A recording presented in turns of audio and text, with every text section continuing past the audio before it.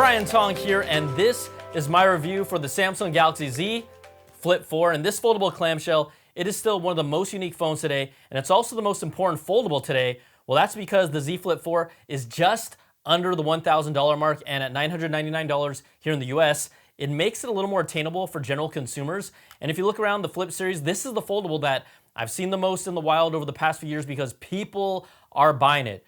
But when you put the Z Flip 4 side by side with the Z Flip 3, if it doesn't look like too much has changed year over year to you, you're right. But there are some incremental updates that continue to make this guy better and really one of the most charming and versatile smartphones right now.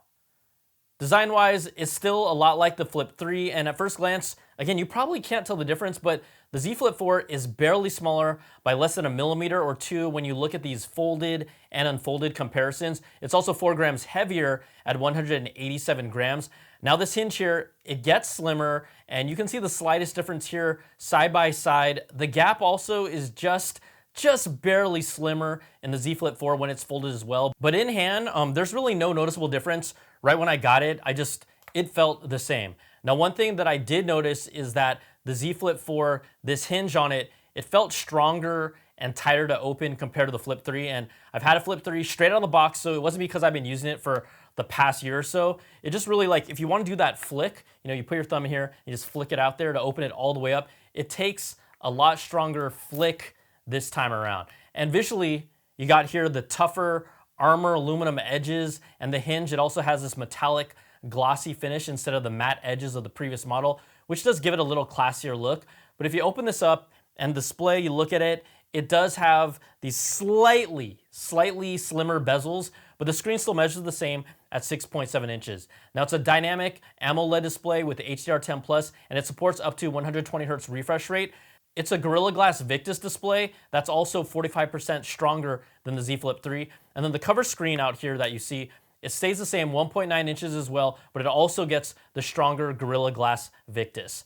Now the cover screen, this thing is fun and clever because it allows you to close your phone. And sometimes you can treat it like a little notification tool. You're out, you put it down here. I almost, in a weird way, this might not be the best comparison, but it can almost be like a smartwatch if you want to feel kind of free of your phone at times. You don't always have to have a big screen on, and then you can always still be connected whether your phone is open or closed. You just get like little notifications here. Now when it's closed, I think the cover screen is really cool. It has more widgets and functionality, even responding to messages via voice while it's closed. I mean, that's kind of cool too.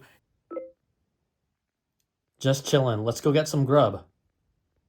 You can also use it to take pictures in portrait mode, standard mode, or even video clips, and it acts like a smaller selfie screen while you can swipe through all the different modes. And it is small, but you can still do it. Now it still brings IPX8 water resistance, so that's 1.5 meters deep for 30 minutes, but it's not dust resistant because of this hinge. And remember, from the past hinges, it does have that kind of internal sweeping mechanism to keep dust and particles out of the hinge. I'd say really one of the most underrated features of this phone though is the Snapdragon 8 Gen 1 processor. Right out of the gates, like when I picked it up, it feels snappy and smooth whenever you're going through menus or navigating the UI, so I think that's a big plus here. It also brings a bigger and better battery life with a 3,700 milliampere hour battery. That's compared to the 3,400 in the Flip 3.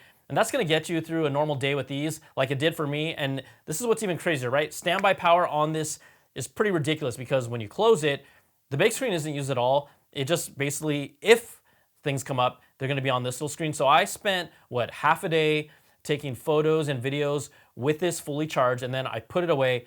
I didn't touch it until 5 days later, and when I opened it up, it still had 23% battery. Like, can any phone or smartwatch last that long? I don't think so, but it did here with the Z Flip 4. And I've also mentioned the charm this phone has, and it's because you can just really use it in so many different ways. Like I'm playing with it, I'm flipping it around, I'm opening it, and it closes to fit most people's pockets, right? That's pretty easy, as long as they're not wearing super skinny jeans, present company excluded.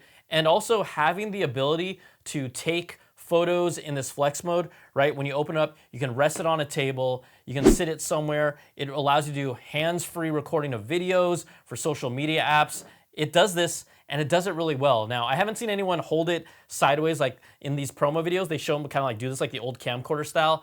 I haven't seen that done in the wild yet, but it is really versatile. Now, one of the cool things I love here is you can split the screen into two using two different apps at once, which is instantly a lot more versatile than a lot of other phones out there. But there are just so many ways to use this that are practical, it's fun, and if you've never experienced it, I just don't think you would get it.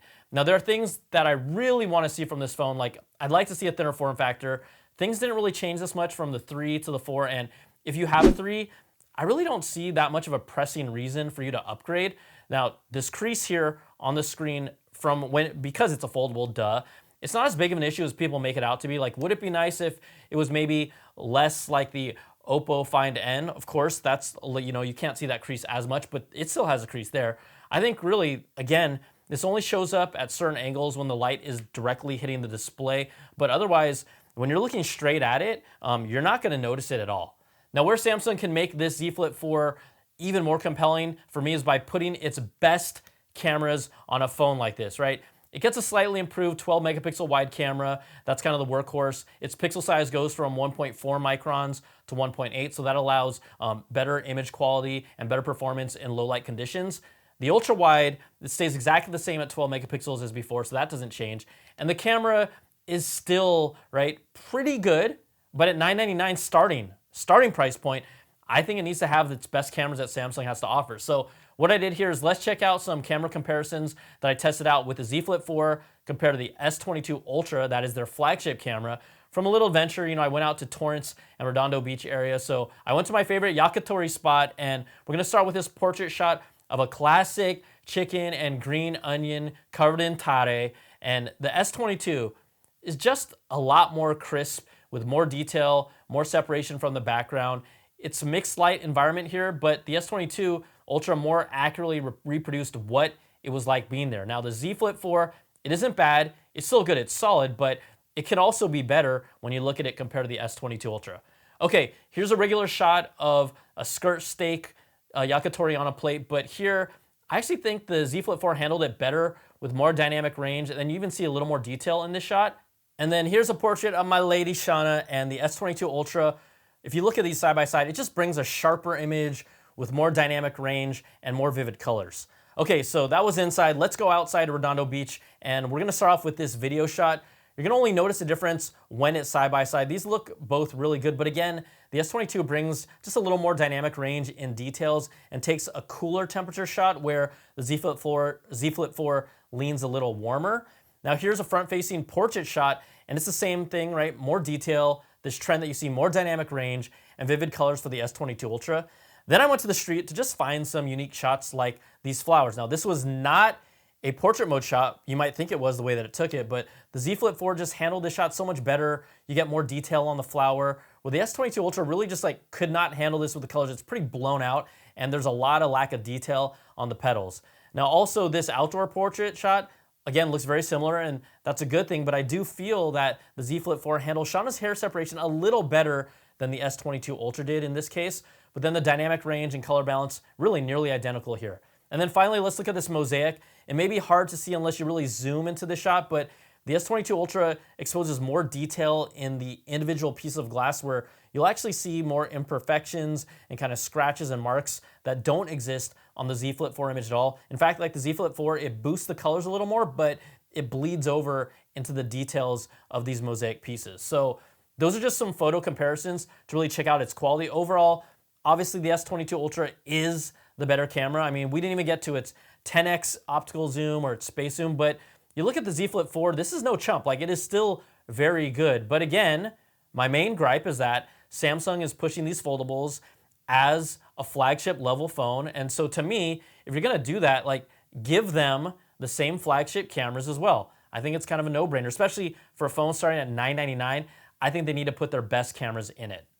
If you're a Z Flip 3 owner, I think that you should feel really good about what you have right now, but some of those trade-ins through Samsung, they are hard to turn down. But if you're someone who was thinking of being a first-time Z Flip owner, I think this generation, obviously it's as good as it gets with all of its incremental updates. It's a good time to jump in, and it may not have all the top specs that you'll find in some of these other phones, but I don't think that that's what this phone is all about, really. It's a unique experience that doesn't exist really anywhere else. It has this fun fidget factor with the hinge. It's functional, it fits in your pocket, and Samsung really leans into this form factor and takes advantage of how unique it is. But the truth is that phones overall, they're just so good that at this level that you're not gonna find a dud at this price point. And this ain't a dud. Like, I legit love this phone so much that I personally own one.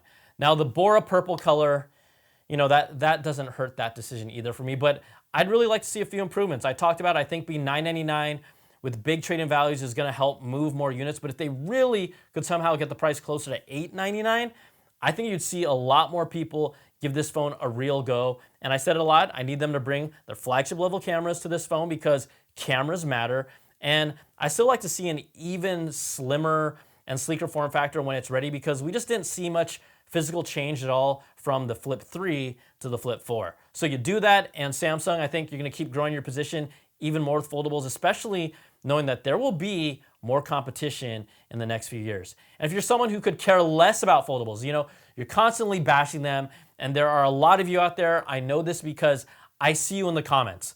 The fact is, most of you have never even used one, and just because you don't like something doesn't mean it's bad for everyone else. So keep that negative energy to yourself. And that is my life lesson for today in a phone review.